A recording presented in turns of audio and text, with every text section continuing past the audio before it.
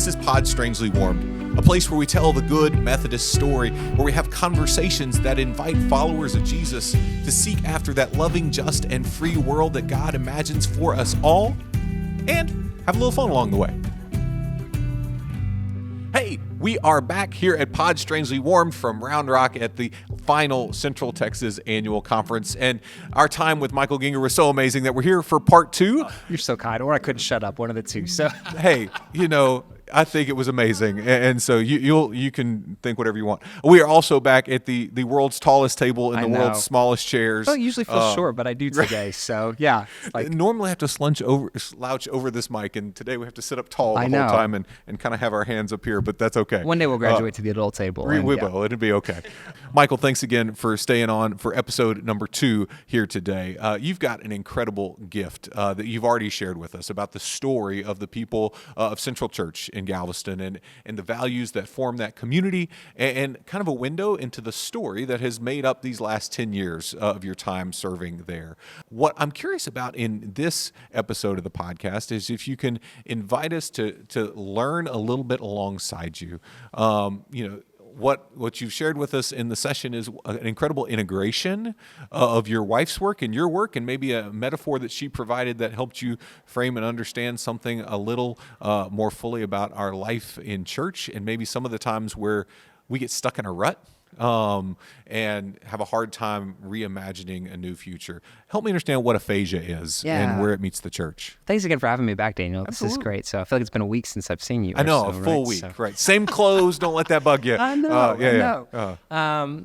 So my wife, Mariah, is the most brilliant person I've ever met. She works at TIER Memorial Hermann in the Houston Medical Center as an occupational therapist and works with inpatient brain injury recovery. So she's a therapist. Okay. If folks have had a stroke or gunshot wound to the head or any kind of brain tumor, she's the one that's helping them recover and get their lives back, including folks that we previously would have labeled as non-conscious, or like the vegetable, that kind of terminology. We don't really use that anymore. But she's got all of these ways for looking for life where it seems like there's no life, which I that preaches, right? It's resurrection kind of ministry where previously... Easter of the brain. That's exactly what it is. Yeah. I love that. So some of the things that she sees a wide variety of disorders and diseases.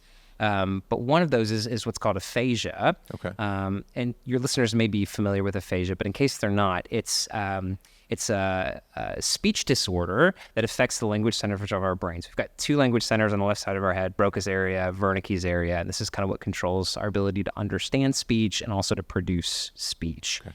Aphasia kind of messes with those when there's trauma to those centers. Okay.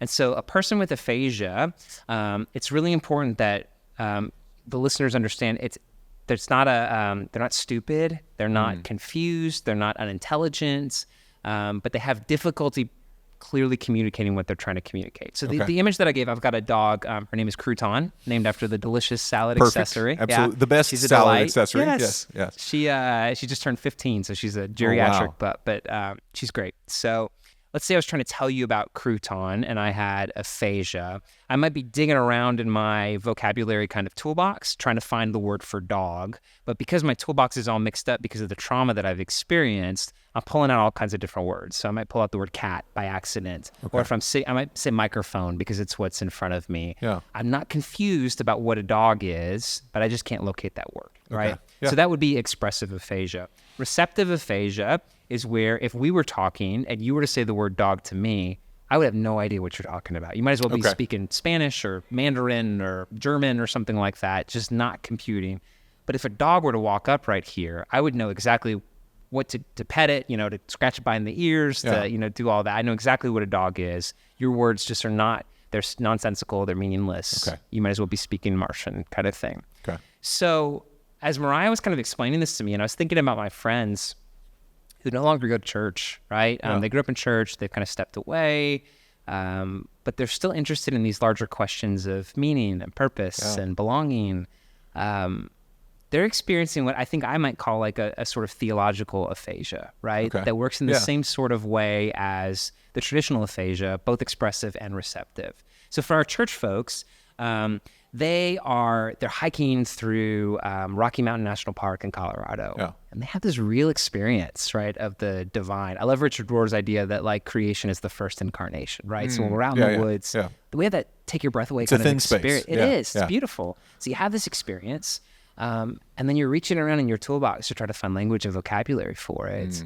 And maybe because of trauma, like wounded words, the church, I think, has some wounded words that I don't know that we can use. Evangelism is kind of one of those for me, right? I think we're reclaiming that in really healthy ways, but it used to mean like really scared tactics and... Stand on a street corner, you're going to hell, yada, exactly. yada. I want nothing to do with that, right? No. If that's what evangelism means, I'm out. So when they're looking in their toolbox for these words, like some of these are wounded, they've experienced trauma, they can't find what they need. And so and they don't expect the church to be able to offer that, right?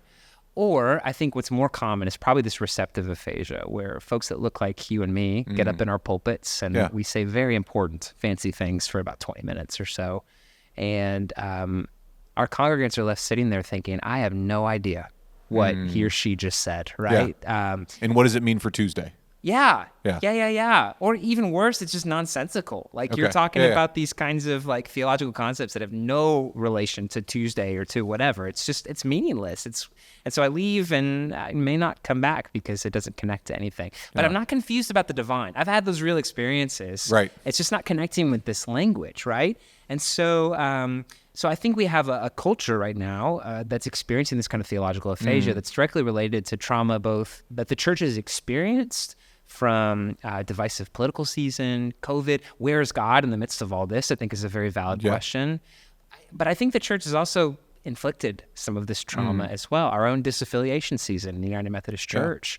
Not everybody... the headlines out of that are the church can't agree about LGBTQ inclusion, and we've decided that it's more important to not be in the same space with each other than it is to come together in spite of our difference. While preaching reconciliation and peace and love. And what is different than what we see in the cable news channels and the stuff we bemoan in our political process and system, that division. That's exactly right. Except we add the power of the divine behind it, which just makes it even worse, I think. So, because God said, right? So maybe. So that's been an interesting thing to kind of look through. And, I think there's this great French psychoanalyst, Jacques Lacan, not Chaka Khan, different, right? But Jacques Lacan. And he's a French guy, and he was writing, and the word symptom, right? Okay. He would write it in the Latin form. This is going to make sense in a second. Symptom, he'd write it the Latin form, which is symptôme in Latin, and then he'd say it with a French accent, which meant it was saint homme, right? Saint homme, which if you know French, sounds a lot like the word saint homme, which means holy man. And so what Jacques Lacan began to see was these things that we call symptoms. So say like homelessness in Galveston seems to be this symptom of things. Right. These folks actually become the prophets, the holy people, by which we can learn that maybe we've created a system that isn't equitable and fair for everybody. And so it's not that this is some moral, immoral, bad person that's on the street corner because of decisions, but what does it mean that we have a society that can't care for the most vulnerable among us? And how do we begin to treat that symptom? I think the same thing is true for our folks experiencing theological aphasia. So the goal is not then to say conformity, come speak the same things the same way that I do. Right. Instead, it's to see these as prophets in our midst. Because if you know anything about aphasia, while you may lose the ability to process speech and to produce speech, that's not the only way that we communicate, right? Right. I mean, body language. And so aphasic patients, many of them develop over time incredible sensitivity to the other ways that we communicate. And so if we take this to the theological, I think these folks that have walked away, that have experienced theological aphasia, are actually our holy men and our holy women, whereby the church can listen and then begin to pay attention and to hopefully fix our own maybe sickness and disease from within so that we become a more inclusive church that's welcoming for everyone, right? Wherever you fit on this kind of thing. So again, I don't think this is some crisis, and this avoids any kind of like ableism stuff of using as somebody's disorder to kind of talk about a theological point. This is actually a great gift, I think, to the church if we choose to bring folks in and not further marginalize them, exclude them, because they may not speak the same God talk that you and I do. Right. the other good news is that the brain is like malleable. So my wife wouldn't have a job if the brain, like if there's no hope for aphasia, right? Sure. So neuroplasticity is kind of the fancy term for that. So the brain can rewire, can reorganize, can change. Your language center can actually move to a different part of your brain. So if you've had trauma here and we were to do a brain scan of you, maybe a different part begins to light up as you regain speech, right? Yeah. The same is true of the church. Okay. Yeah. So what if the church, like the brain, could learn to reorganize, to rewire itself, to function so that communication might take place, right? So I'm calling that right now theoplasticity. Okay. Maybe ecclesioplasticity, maybe a better way of doing that. But the idea that we need a more flexible, more nuanced, more malleable kind of church doesn't mean that we just let anything fly, right? But how if I care about you and communication is the goal, right? My wife is a therapist. Communication is the goal. I mean, she may have to adapt some things and not speak how she would speak to me as she's speaking to you with aphasia, right? When you talk about that theoplasticity, I'm reminded one of the great gifts in my life in the last 2 years where I'm currently serving is that we are a multilingual, multi-ethnic community of faith. We are 1/3 Tongan, 2/3 Caucasian with some sprinkling along the way with leadership from our Tongan community and the LGBTQ plus community. And it means that we end up in these interesting, fascinating conversations where, you know, the way I would default do it and have always done it, you know, whoever I am, right? All of us bring our I to the table in that moment. We have to go, wait, I got to be flexible. Yes. I will be intentional. Yes. And one of the gifts, my Wednesday evening Bible study is a place where I've got like lifelong major Methodists, right? I've got ex-evangelicals. I've got people who've been harmed by the church and spent 40 plus years away, but in those 40 years spent a major time in recovery ministries. And the way they approach the scriptures in each one of those is so incredibly different. Yes. But the gift to my soul is that they're in it together and they're deriving joy from each other in the midst of it and learning alongside each other in the midst of it. And so that has been an incredible gift to my spirit and soul. And so like I bring the Bible and roll, I mean, I have some thoughts coming in, but we mostly bring the scriptures, we open them, we encounter them, and we roll it out and let the wisdom in the room, everybody bring their voice of wisdom. And I can't tell you how many times something that, you know, we've been encountering in the scriptures is illuminated by something that comes from the big book of AA, right? Yes. You know, that part of the community brings right. to the table and helps us understand more deeply something that is said in our Hebrew scriptures or in Paul's epistles or even from the mouth of Jesus, right? So you're naming some of the therapeutic techniques that my wife uses. So you didn't know this, but you're basically an occupational therapist right now. Well, hey, so there you congratulations. go. Right. But when they're dealing with patients with aphasia, there's really 3 techniques that they use. One is big gestures. So if I can't communicate, I can do hand signs. And there's something about the way our nervous system works that when we do this, it gets other things kind of moving, right? Okay. I think the work that you're doing with your communities communicates to the outside. That's a big gesture, right? This is a place where folks from all different nationalities, backgrounds, belief systems, traditions can all find commonality here. For us, right, having, again, all of these different services for unsheltered members, Right. we have... This happened this last weekend. This is the craziest story. I was in a coffee shop and I saw a flyer up on the wall that one of the piano bars in Galveston was hosting a fundraiser, and I saw our church's name on the fundraiser. Okay. I had no idea this As like a event was- sponsor or something? Yeah, exactly. Okay. No, No, not it's as the a sponsor, location. as the receiving the donations. Oh, cool. Hey, great. So Yeah. this local piano bar that we've never met before raised $5,000. And these are folks that are never going to show up on Sunday. Right. But they've seen the work, these big gestures that we're doing in the community that even for this moment have made them not like hate the church, right? And that's monumental, right? If we can get just from like not hating to like a neutral kind of space, like that's tremendous stride that has taken place there. So these big gestures, probably 25% of my congregation doesn't claim any kind of theistic belief whatsoever if you were to push them on it. But they're intrigued by this Jesus. They're still dealing with past trauma. Sure. And they can see the tangible work that's happened in the community. So again, the language may not be there, but the big gestures are. Yeah. And then the other 2 are trained conversation partners. Okay. What if we thought of pastors as being trained conversation partners for folks who maybe not communicating the same way that you and I do, right? Yeah. And exactly what you're doing with your Bible study class. Getting out of our Christianese, Boom. right? And, That's exactly right. Making it real for Tuesday, right? Yeah. And then the other one is finding alternative communication tools. So whether that's writing. So we have a blog at Central that's totally lay run that wild stuff pops up on sometimes because we're giving folks an opportunity to express and to find different ways of communicating. Or it looks like having poetry in worship, or we're starting a new storytelling thing where folks can just kind of get up and talk about their story as it coincides with the different moments of worship. So if you have something you need to apologize for, let's do that during the moment of confession. If there's a celebration, let's put that story in during here, right? It's been intriguing to think about how do we access the same thing, but using different kind of methods. So this is all Mariah's stuff, my wife. So she's brilliant. Hey, when were you at Baylor? I was there from 2007 to 2011. Okay, so I was there 02 to 06. Okay. And so when I was there, the Guy Morris years. Well, Kevin Steele to begin with, and then the Guy Morris years. Sepulveda, the punter, was the best player on the football team while I was there. He won the Ray Guy Award twice during that time frame. I think once in 07 and once in 05. But the language we used at Baylor at that time was that it was the best thing you could do to outkick your coverage. When we talk about doing better than we deserve in our relationships, and it's okay to name that you have done better than you deserve. You have outkicked your coverage. There's no question. But you're using that blessing to bless the church. Yeah. And what a gift that is.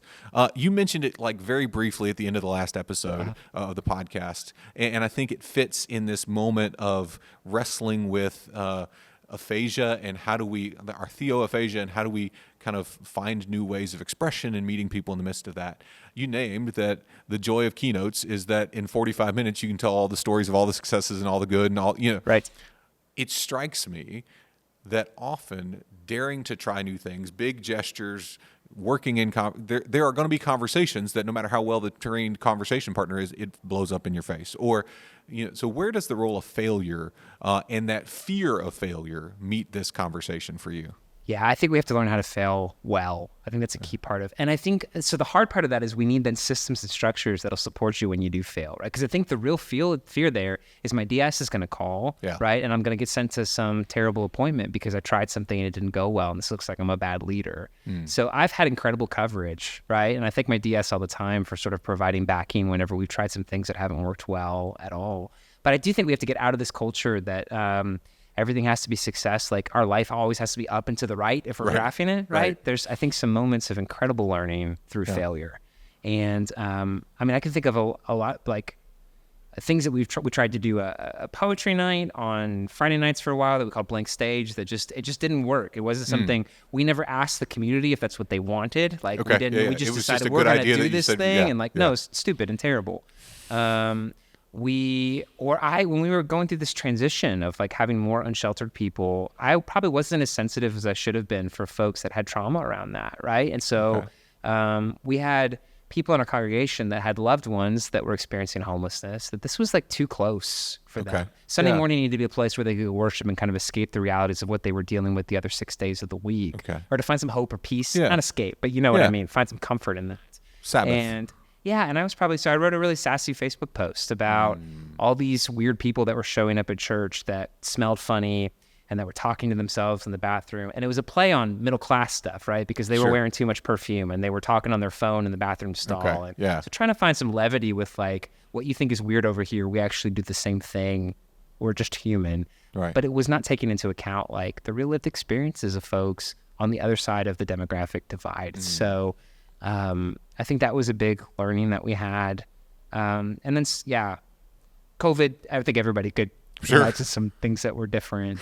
Oh, man. Yeah. We tried lots of stuff with the best of intentions. And some of it worked, some of it didn't. That's right. But early on, I think our strategy was we just kind of said yes to everything. So, and not in a sense of having no boundaries. Yes to everything that fit within kind of our framework. But it wasn't, it's like, let's try this and let's see what happens. My wife and I, even taking this appointment at Central, like our motto was literally, if it sucks, we'll go do something else. You know? There's a lot of freedom in just being like, this might be terrible. And if it is, then try something else. The world will not end. It's going to be okay. It's going to be okay. Free to fail, Resurrection happens in the brain, but it also happens in our life. It does. Thank God for that. Amen.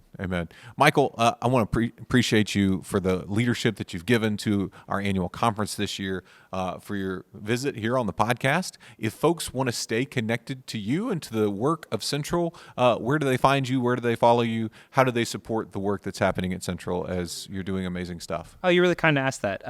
To follow my stuff, I post a lot of stories and things. So I'm old school, so I'm just on Facebook and Instagram, but just at Michael Gienger. You can find me on there. Central, we also have Facebook and Instagram. You can just search for Galveston Central Church or galvestoncentralchurch.com. There's an online giving page there, so you're welcome to give me all your money on that page. It's not me, but the church. The church. Channel your inner piano bar and host exactly. a, Yeah, host if there are a any piano fundraiser. bars listening and they want to give money to Central, please feel free to put us on your list. You don't even have to tell me ahead of time, so it's great. The check will cash and we'll all be good. I'm happy to take your money however it comes. Michael, thank you so much for the ways in which you gift. say yes, for the ways you help frame this season in our life in a what is for me a very helpful way, and in a way that invites me into a new day. I hope and pray this has been good to you. If it has been good for you, please make sure that you find Michael in all the places, find Galveston Central Church in all the places, and support the good work that God is doing in there as you dream up what God can do in and through you next. Until next time, I'm Daniel Hawkins. This is Pod Strangely Warm.